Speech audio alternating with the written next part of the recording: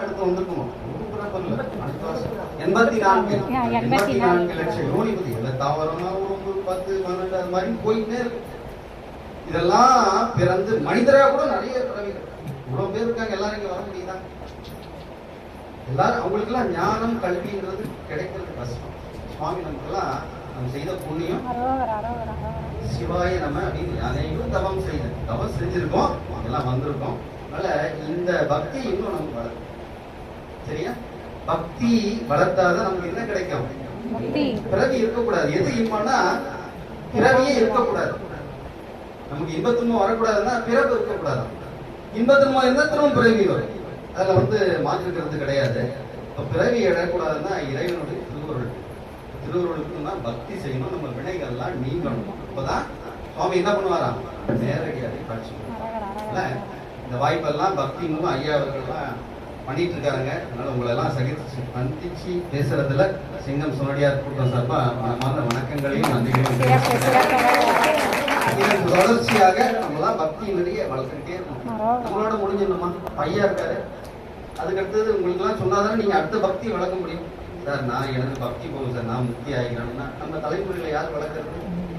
ஐயா அடுத்த முறை நம்ம வளரணும் இல்லையா? நம்ம பக்தி பரப்பணும் இல்லையா? சிவநெறியை செவிநெறியை ஓங்க செய்யணும். அது நம்முடைய கடமை தானே. நல்ல பிள்ளைகளை வளர்த்தாதான் நல்ல எதிர்காலம் இருக்கும்.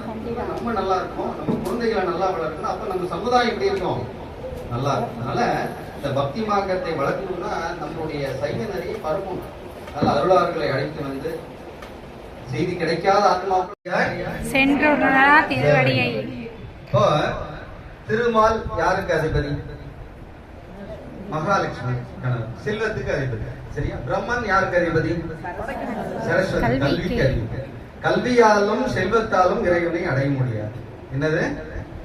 கல்வியாலும் நான் நிறைய படிச்சிருக்கேன், PhD MPhil எங்கமா படிச்சிருக்கேன். என்னை விட பெரிய ஆணவ வறுமை தவிர பக்தி வராது.